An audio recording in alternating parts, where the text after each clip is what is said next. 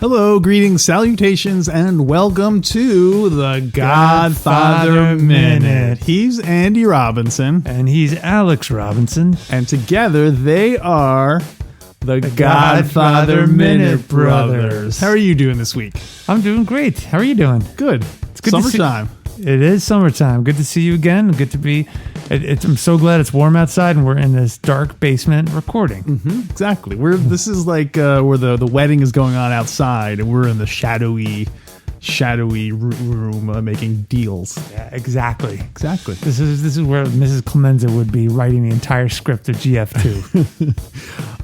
This is minute 97 we're going to be talking about today. That's right, Alex. E minuto numero 97. 97. 97. Minuto e numero 97.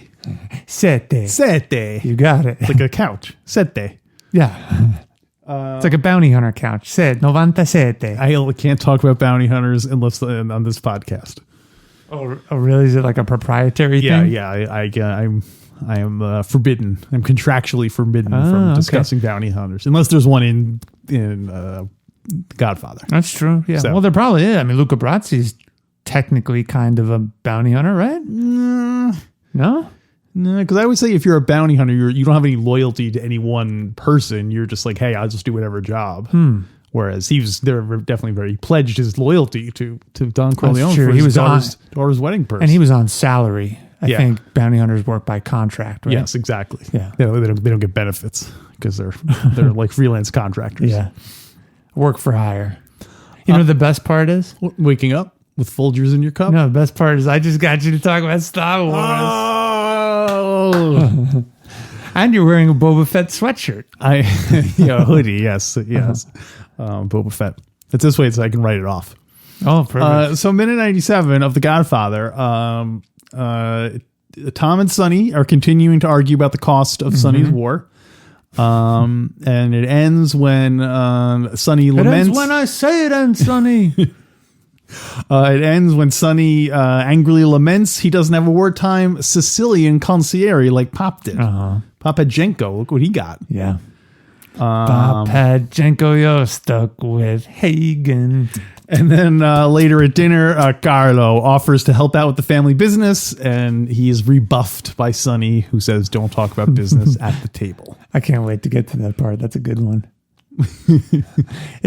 So my description, like I said last minute, just for the purpose of the description in the MP3, is Sonny apologizes to Tom. The family has dinner. Okay, you emphasize the positive aspect. Yes, Sonny apologizes. They have dinner together. Nothing's wrong. You focus on the insult and the dishonor. Yeah, and then the dysfunction at the dinner table. It's like, man, I'm a glass half empty kind of guy. So the women, speaking of, the women don't react at all to, you see when Tom and Sonny are yelling at each other, you can see one of the women in the kitchen there getting dinner ready, as they should. And they don't react at all to these guys yelling at each other. So, Don't interfere. Santina. What's Tom's wife's name again? Teresa, don't interfere. do you think that's what it is? Or do you think that that they are purposely just not interfering? Is it just that this is so commonplace that they don't even notice it? Or is it just the actresses who are like not reacting to like their extras? The actresses? The actresses just don't react. They're just not reacting because they don't want to be distracting from the scene or whatever. Well, I'd like to not break character. I like to think that everyone's acting like the characters would. And so given that, I think they don't interfere with business. They're just like, hey, straight up. So they just tune it out. Yeah. These two guys yelling at him. They probably all know Santino and he gets hot-headed. They probably just... That's true. Used to him and shooting his mouth off. Tom is not a Sicilian consigliere. Yeah, they can't argue with that part of it. So, yeah. Tom! Tom, Maria! Papajenko Yeah, look what I got. That's what he says. Pophead Jenko, look what I got. Who is he saying that to? I guess he's saying it to Tom. Yeah, but it's even more insulting, the grammar there. He's not even saying Pophead Jenko and I got you. Yeah. I don't know what's more insulting. I guess it's more insulting. Look what I got. Because he's saying it to the guy who is the problem. And he doesn't even say, look who I got. Like, look what I got. So Jenko, I have some information about Jenko. Okay. Jenko Abandano. Abandando. Abandando. There's a D at the end? I think so. I had a D at the end. 1892 to 1945. Wow, he was born in the 19th century? Yeah, he was, let's see. Well, he wasn't even that old. He was 45 plus 8 is 53. When he died? Yeah. Huh, okay. He seems a lot older than that. Well, this whole thing is 50, 60, 70 years ago, the 40s. So the whole thing is shuffled back. Yeah. The fact that he was born in the 19th century seems really old to me, but this takes place in the 40s, so I guess it's not that much it's earlier. 1892. That would be 8 years before 1900. Plus, he was only 53 years old. Yeah, okay. Jenko. Wow. So, I mean, he looks what, did you think he was older? Yeah, well, I guess in that, first of all, he died, and second of all, he in that clip, he looks like he's like I guess because he's dying, he looks like a 75-year-old man. Yeah, he had a hard life. Yeah, that's true. Too. Yeah, did he have cancer? I can't remember. Maybe. How old is the Don supposed to be? Oh, we always go into this and we never remember. He's actually in the 40s, I think. His 40s? I think he's in his 40s. He doesn't look that young in the movie. No, I thought. Right? I thought no. Brando was in his 40s. That's right. Yeah, that's right. But Don Corleone's older because in the beginning of GF2, when Vito Andolini comes to America, isn't it like 1903 or something? Something like that. So he's probably born. You know what? We'll ask. We'll answer. So tune in for the bonus content. I'm going to write it down so you don't forget how kind of embarrassed. We keep forgetting how old people are. Yeah. I mean, this Don Corleone, we should know how old he is. How I think old? getting shot probably ages 1, 2. Yeah. And also, plus, it's not like it's kind of hard to tell in the movie, but like years passed throughout the duration of the film. Yeah. Mm-hmm. So like when we see him in the garden, that's not like later this year. It's supposed to be like 5 or 6 or 7 years later or something like that. Yeah. So, so Jenko, 1892 to 1945, his wife's name is Allegra. Okay. And she had terrible allergies. Well, there seems to be some question as to whether or not the so we see Jenko in GF2.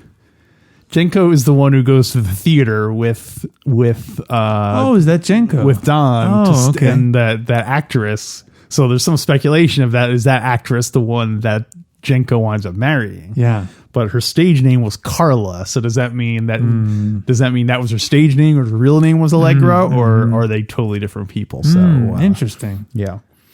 I forgot that was Jenko. For some reason, I always thought every time I see that scene, I think it's Tessio. It looks like Tessio because he has like the brow and the and of course he's all like Bonnie, come to the show with me to see this wonderful looking girl. Yeah, he's always making arrangements. And, Oh, and then when the Black Hand mobster stands up in the middle of the show, he's like, "Sit down, you're messing up all my arrangements." Barney. Everyone's all in his business and stuff. He's like, I gotta find a restaurant where there's no one. Everyone minds their own business. So here's something else. I don't remember if we knew this or not, but Jenko's grandson is in GF3. He's like the PR guy for Michael Corleone. He's played by Don Novello, the Father Guido Sarducci guy. Oh, you know what I'm talking about? The guy who's like, the Columbus Medal was awarded in 1943. Yeah, that's Jenko's grandson. That's Jenko's grandson. Yeah, so interesting. So it's good. Wow, I didn't realize that. Mikey hired him as a keep in the family. Yeah, it's so funny how similar to me thinking Jenko in GF2 was Tessio. Mm-hmm.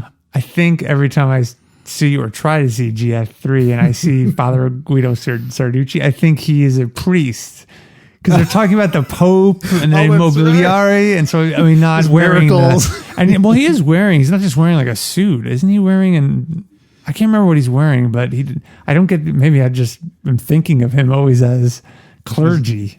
Well, also, funny? also Tom's son is there, and he is dressed up as a priest at the party. Oh, okay. So you might be conflating That's the two true. things in your head. Yeah, But isn't that great? That is funny, Father though. Guido Sarducci. Oh, I can't wait to start talking about Immobiliare. It also on the Wikipedia, and I think I'm not sure if in the novel it says that he grew up in he lived in Hell's Kitchen. Tom? No, Jenko. Oh, okay. Which is funny because I always thought that they lived on the Lower East Side. In GF2. Yeah. So I always thought Hell's Kitchen was... Hell's Kitchen is like the East 40s, Oh, the West yeah, 40s. West 40s. Oh, Yeah. and years ago I read Puzo's first book, The Fortunate Pilgrim, and it took place in Hell's Kitchen, and it was all Italian. Yeah. But I always thought Hell's Kitchen was an Irish neighborhood. I mean, they all It probably turn over blended, and- or at different times. yeah. Oh, interesting. Yeah, I always thought it was Lower East Side, like Yeah, Mulberry Street, Little Italy, the original. I know that's where they filmed it. So we'll have to see. We'll have to see next year when we get to. Actually, is it next year? Probably. You know what else we have? And speaking of time and things in the future, how much longer do we have till Sonny gets shot?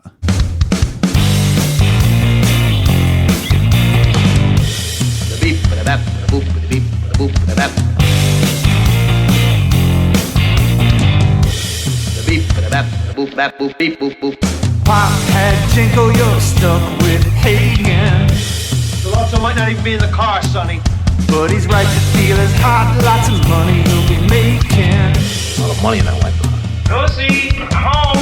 Made a big mistake, should have kept your mouth shut. Sonny was hot for my deal. You can't talk business with him. And Carlo made a mess, now you gotta clean it up. Now clean it up! Pop's in a coma, Fredo's losing his mind. Where the hell is Luca? You are out of time. Tick tock, we're counting down every day. What can I do? What can I do? To get to Carlo, gotta make it through the causeway. Sonny on the causeway. Listen to me, you better listen to Clemenza's wife. Don't forget the cannoli. Yeah. You're gonna pay the final toll with your life. How many minutes left, Alex? Well, if this is minute 93 and he gets shot in minute 107, that means there's 8 minutes left. You're close. Sonny has precisely 22 minutes left alive. 22 And we don't even minutes. see him in many of those minutes. So Yeah, I think he beats up. I guess we see him when probably the only other time we see him is when he beats up Carlo. beats up Carlo. And then he He, gets well, he shot. visits Lucy. Oh, but isn't that part of the same? Isn't that in the same scene? Yeah, though? yeah, I think it is. Yeah. Doesn't he leave Lucy to go Yeah. see Connie, and then he sees her all beat up? Yeah. And then, so anyway, Yeah. 22 minutes. He said. Mm-hmm. Let's enjoy. Yeah, so it Sonny happens while in we have minute him. 119. 19. Yeah, 119. Yeah, we're approaching our 100th anniversary. That's It's amazing. nuts. I can't believe we've been doing this for 4 years. Every week for 4 years. 4 years. Yeah. How do you Right? get that number? We're almost at 100. Oh, what is it? Is that 2 years? Yeah. Oh my God, it feels like 4 years. What people don't realize is that we've been doing this.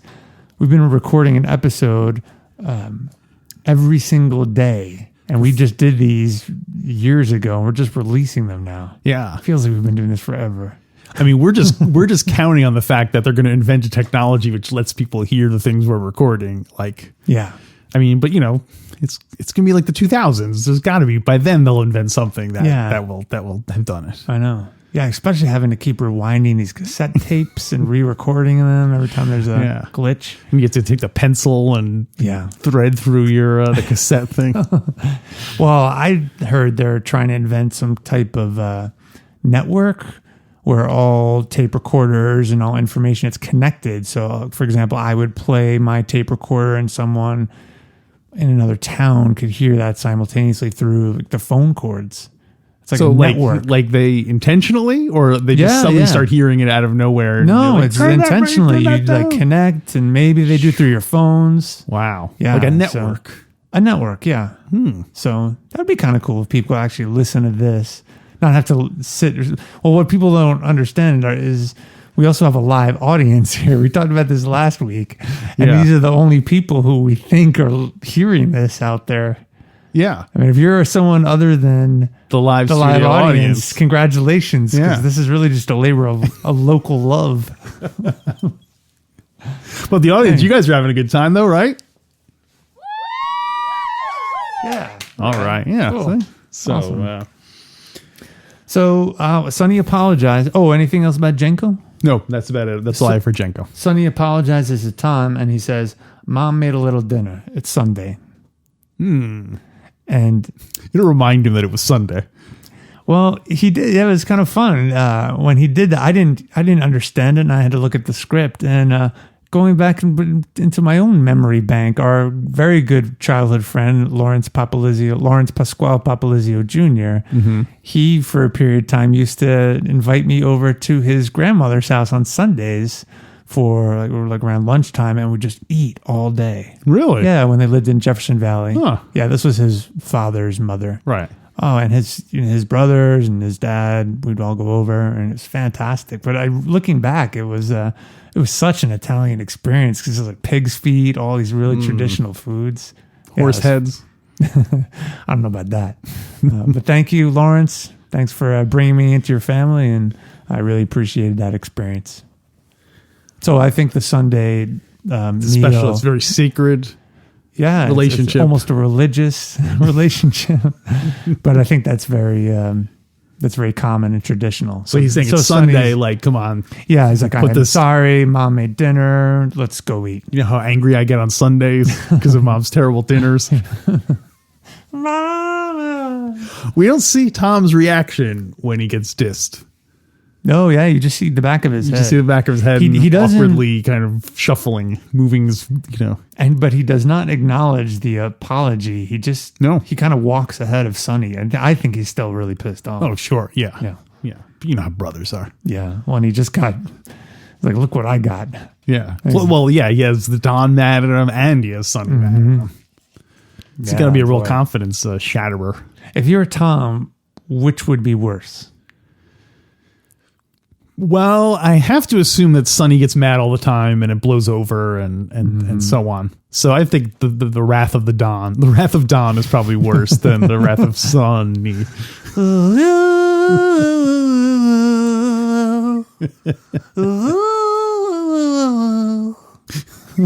Is it the Don watching Star Trek and singing along with the theme song?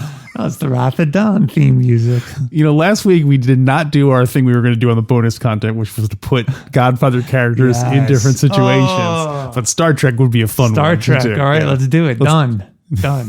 Set Michael, set phases for funny papers. That's a little example of what you'll hear if you sign Okay. up for the bonus content. Yeah, go to godfatherminute.com/support. That's the only time we'll mention it. And please leave us a review on is iTunes the only place people can really leave reviews? I'm That's not, where I think people yeah, wherever you download get it. your podcast, if you can leave a review for Yeah. us, leave us a good review. Yeah, we appreciate only good reviews. We appreciate that. Yeah. So anything else before we get to the dinner table with the family? I've got some stuff from the book, but it has to do with the business. The business With that we've chosen? the business, the business operations. Mm-hmm. So let me wait because they talk a little bit about them at the dinner table. Well, you probably shouldn't talk about it because we don't talk about business at the dinner table. So you should talk about it now before we get to the dinner Don't table. interfere. Don't interfere, Alex. So we got to the dinner table. Dinner table. Ding, ding, ding. And, That is a rockin' meal. I was focused on the food. oh yeah, It just looked fantastic. did it remind you of Larry's? It did. It really Larry's did. family? Just full bowls and everyone eating. Oh, it just looks great. I was surprised at how small the table is because the Don's not there and Mikey's not there. Yeah. So, like, if they were there, where would everyone be sitting? Where the camera people are. like another table, No, where the cameraman is. but the 'Cause you camera's don't like behind Mama. Oh, that's It's like right. looking over She's Mama's there, shoulder. Huh. Is that the same table at the end of GF2 or end of GF1? GF2. 2. I'm assuming so. Yeah. It's from the other side, I think. It's from like you're sitting. Oh yeah. You're sitting in. The camera is in Sonny's chair. Yeah. in It's that one, flipped. I think. Yeah. Yeah. But we'll have to keep an eye out for that. Yeah. in 2 years when we get to the end. Maybe they got one of those tables that has the leaf in the Oh middle. yeah, that would make put sense. Yeah, that would make sense. Yeah. And they expand it. Yeah, a whole lot of leaves. Whole lot of leaves, Mama. So Sonny drops the N-bomb in this. Yeah, he does. Something that, do you think if they made this today, would they include that? No, they absolutely would not. Even if you're Include saying, that. well, did you watch The Sopranos more recently? Did they use it on The Sopranos? I don't know. I saw it a few years ago. I don't remember. Mm-hmm. Do you remember? No. No, I don't know. I think it's just so taboo that you wouldn't do it, even if it is Accurate. culturally accurate and appropriate for the film. It's just Yeah. something you wouldn't Right. do. Yeah. Yeah. Yeah, so I think this is one of 2 times they say it. The actual N-word. Oh, wait, no. I think later on they just call them the darker people. Yeah, that's right, So they yeah. only say the N-word one time. Yeah, yeah. Okay. Well, that's good at least. In the book, They say it all the time. It's like everything. no, I don't think every Puzo- page they I don't say. remember if Puzo actually writes it in the book. It wouldn't surprise me if he did, but I know in this section, I think he says he has them saying black. Oh, okay. I think that's what interesting. I'm saying. Yeah. So they're talking business. They are talking business. We ready to talk business at the dinner table, Alex? Yeah, I guess we can do that. Would you like me to read a little bit from the book about what's going on? Only if the book is different than the movie. The book is different than the movie. The book is different than the movie. The book is different. The book is different. The book is different than the movie. Yeah. You know, before we get to that, can we talk about the movie version first? Sure, about how the So- movie's different than the book. Well, just let's talk about what happens in the scene. Okay. So Sonny's talking So he's talking to Tom. to Tom, and then Connie.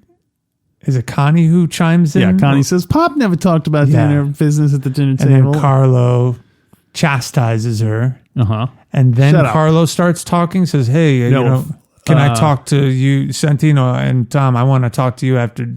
Before that, she says, "Oh, we don't talk about business at the table." And then Carlos says, "Shut up, Connie." And then Sonny says, "Don't ever talk to my sister Yeah. like that." And then And Mama says, "Don't interfere." So and it's then Carlo starts talking. yeah, talking business. Talking business. Yeah. And that's when Santino says, "Hey, we don't Yeah. talk business." Yeah. It's such a great exchange if you think about all those like corrections Yeah. in what's appropriate. It's a shut up cascade. Yes, exactly. Did you make up that term? I think so. I That's just fantastic. I said shut up chain. I had my note, but cascade. No, you're is- right. Oh my, that's fantastic. That's a great term, a shut up cascade. You could really apply that to a lot of different words or intentions. Like Yeah. you could do like what are you, stupid? Cascades. They're all like, it just keeps going down. Well, I think they should have. I'm disappointed that they didn't keep it going. They're like, How could they have kept it going? Well, Mama could have been like, "Don't interfere," and then Tom could have been like, "Now, Mama, you know, Sonny's the new Don now." You know, and then Fredo would go, "You don't talk to a mama like that," and so on. Oh, that's great. And then it ends with Carlo telling Fredo to shut up, and so on. That's great. Yeah, so that's the. So do you think so when Santino tells Carlo, "Hey, we don't talk business at the dinner table," why does he tell him that? Because he doesn't, because I guess he was probably like a little embarrassed that he got called out in front of everyone. Okay. And then B, also I think he just doesn't like Carlo, so he wants to embarrass Carlo in front of Okay, everyone by making him the butt of the joke. Yeah, it could be. And to deflect the the- third Because we already know Sonny already feels guilty for starting the war. So, like, you know. He's already failed at being a good Don. Yeah. At being a good Now we can't even manage mobster. like the dinner table part of it. Come on. Well, there's a third option, which I think is the case. Sonny's okay talking business at the dinner table. Yeah. But as soon as Carlo, do you remember what Carlo says? He's like, hey, I want to talk to you guys. I could be doing more. Yeah. I think Santino doesn't want Carlo doing more and doesn't want to have to talk to him about that. And he uses the fact as an that they don't excuse? talk business at the dinner table as an excuse. He's kind of like, hey, I would talk to you about it, but we don't do that at the table. Where he's really saying, like, I don't want to, I can't let you into any of the business operations anymore. So Sonny is whenever they're having a dinner, whenever they're around Carlo, Sonny always has to be around the table to use that as an excuse. He runs into the kitchen. Oh, sorry, man, we're by the table. Well, he'll only meet Carlo where there's a place where they're eating dinner, like even if it's a fast food restaurant. So that scene where Sonny's beating up Carlo totally should have been like, oh, and I can help bring him. Like try to make his case because it's the only chance he has where they're not eating dinner together. So Well, technically, there are dinner scraps in that garbage pail that he's beating him with, so it's technically around the he dinner made him eat table. it so that it would count as garbage as dinner time. Stay away from if you go near my sister again, I'll kill you. And I won't talk business around the dinner table. Never talk business in front of an open hydrant. You never know who's listening. Santino, what's the matter with you? Never tell someone around the dinner table what you're thinking. It's interesting. Is Sonny sitting in Pop's seat? It makes sense because they're like a mama and Papa would be across from each other. Yes. So, Well, the other dinner table scene at the end of GF2, Sonny is sitting in that seat.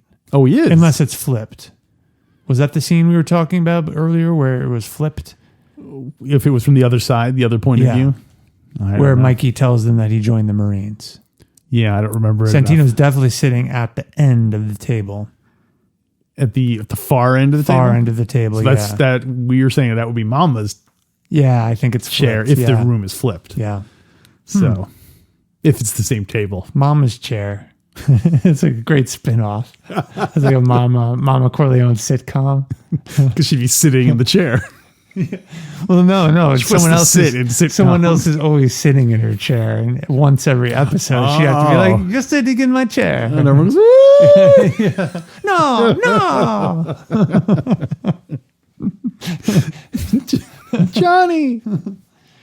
You're sitting in the Brownmaster. What else you got? So I like that scene. This is something the scene where the whole dinner table scene is one long continuous shot. Yeah. Which I like. Yeah. I don't think there's enough of that of letting actors kind of just play out a scene rather than just keep cutting back and forward to be Yeah. made, you know? So Nowadays, especially, but back then too, I feel like back then directors took their time with shots more. yeah, so than now. more so than now. Yeah, Yeah, in the 70s too. I think it was a thing. It was a fad. yeah. You wouldn't tell them that, but No. Yeah, Johnny, Mama was calling the shots for all those guys. You ready to talk about the operations? sure. Let's talk Okay. operations. Pu- The Wacky Doctors games. Yeah. Puzo writes in the Godfather, the best-selling phenomenon, a classic of our time, a little bit more about the operation. So in the movie, as soon as it cuts to the dinner scene, they are talking business about how operations up in Harlem are suffering. So I'd like to read a little bit about that. Okay.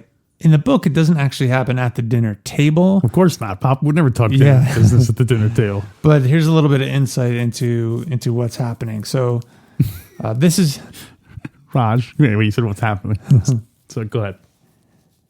this is right after the Don kicks them all out of his room. I guess they go back to the study and they're talking business. Page 248, Puzo writes, Sonny Corleone relaxed in a huge armchair behind the desk.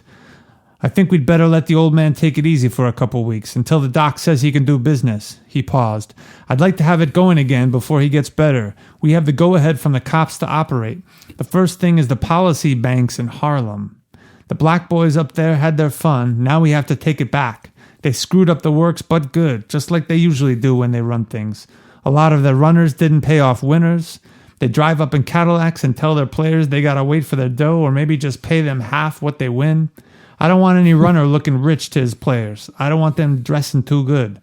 I don't want them driving new cars. I don't want them welching on paying a winner. And I don't want any freelancers staying in business. They give us a bad name. Tom, let's get that project moving right away. Everything else will fall in line as soon as you send out the word that the lid is off. Hagen said, there were some very tough boys up in Harlem. They got a taste of the big money. They won't go back to being runners or sub-bankers again. Sonny shrugged. Just give their names to Clemenza. That's his job, straightening them out. Clemenza said to Hagen, no problem.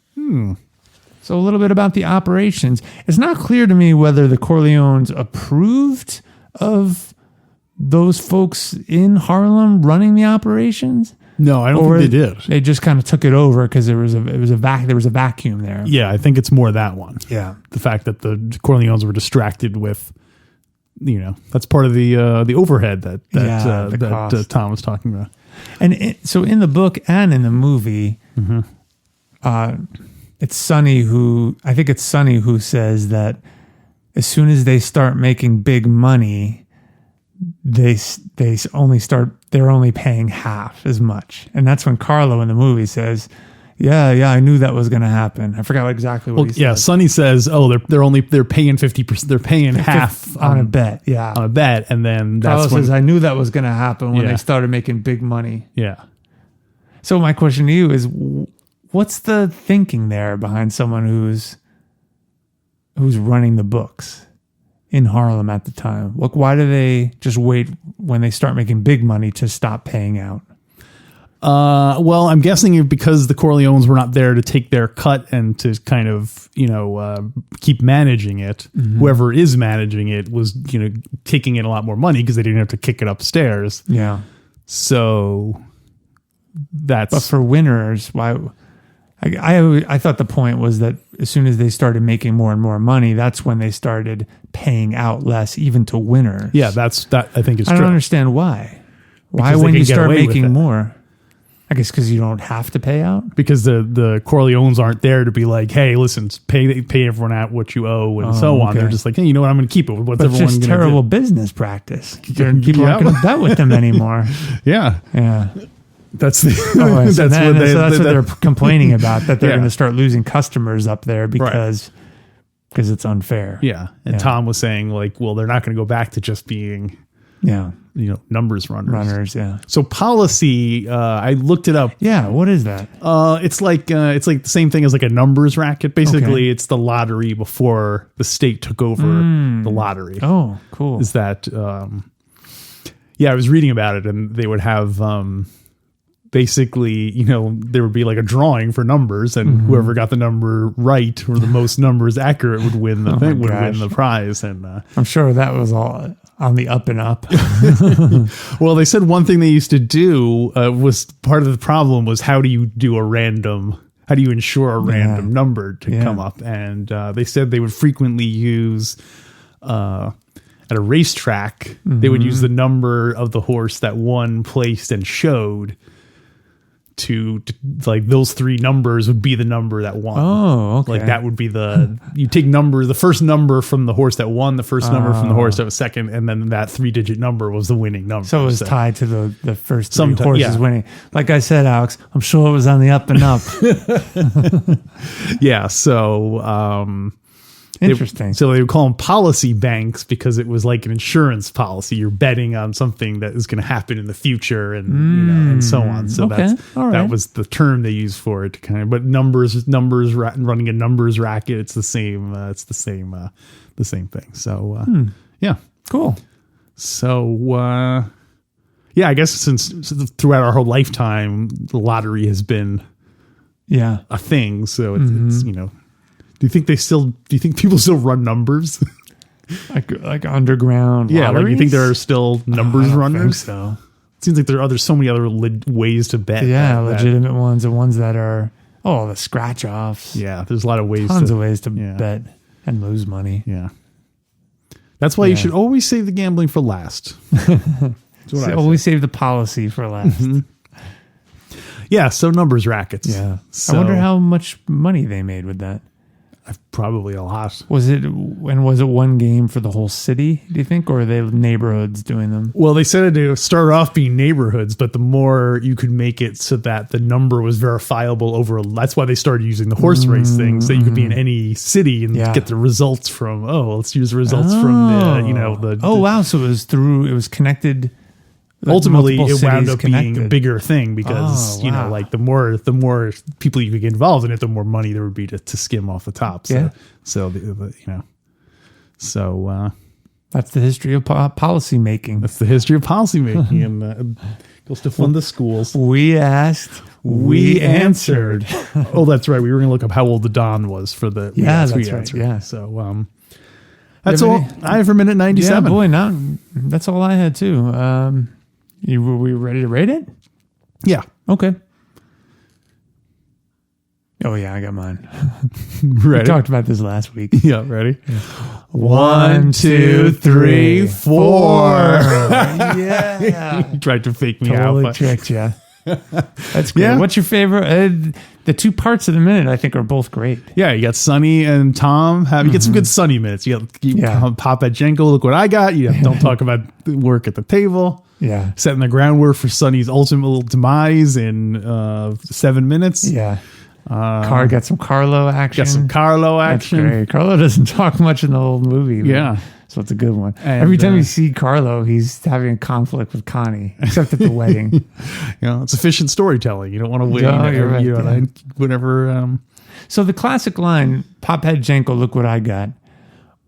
Where do you think that ranks in the most memorable or famous, best Godfather lines from the trilogy? I would say it's a deep cut line. Yeah, but like 20, 25. Wait, what are you? 17. Wait, what rank them? What are the? I'm saying like ranked.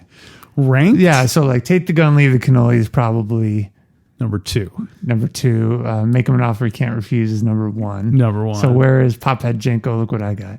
Oh boy, yeah, it's kind of hard to start to drill down because pretty quickly you get into deep cuts. Yeah, I'm gonna say at least the upper teens. Upper teens, upper meaning like 17, 18, 19. Okay. Monday, Tuesday, Thursday. We should do that one time. Start to just put them together. Yeah. I wonder if there's a way to have people vote on that. Yeah. You put basically you just randomly put out a whole bank of lines and everyone gets votes, 10 votes or something, whatever ones. No, that wouldn't work. Try to set that up either on the Patreon or even at Fredo Corleone's Mickey Mouse Nightclub over on Facebook. Yeah. We'll try to do that. What do you think is, just for now, what's the last line?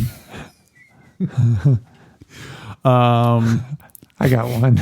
Go ahead. I think it's Connie from Last Minute going, I like bread. That's the Godfather. I'm gonna say the line where he goes, sure. Who says that? That's what Clemenza says that later. I'm sure there's lines of people who just go like, what or something like that. Inconsequential lines. Yeah. Johnny. Although we quote that one. No, a lot, I know. so. We quote it because I need money. That's 44. Any ones we think of are ones that are going to be top 50. Do we? Yeah. Oh, here's one. Do you and I have more than 50 lines that we will reference? That one we should just do. We're just off the top of our heads try to come up with 50 lines. Laying them out. Yeah, that'd be great. That'd be fun exercise. Yeah. Okay. Maybe we should do that for our bonus content someday. Not today. Not today. Today we're gonna do Don Corleone in space. So the Wrath of Don, right? Yeah. So are we doing an actual Star Trek story and we're substituting the characters? So the Wrath of Khan? We'll have to figure it out when we get there. Okay. We'll get there, Pop. I guess we can wrap up minute 97. Yeah. We'll be back next week with minute 98. Check us out on Facebook, Fredo Corleone's Mickey Mouse Nightclub. Please write us a review on iTunes. Please. You're really passionate about that. we'll show you our undying friendship if you leave us a review. For every review you leave, we will do one burial for free, one complimentary burial for free. Yeah, and we'll even throw in one of those flags in case you're buried alive. You can raise that. If you don't know what we're talking about, subscribe and go back and listen to last week's bonus content.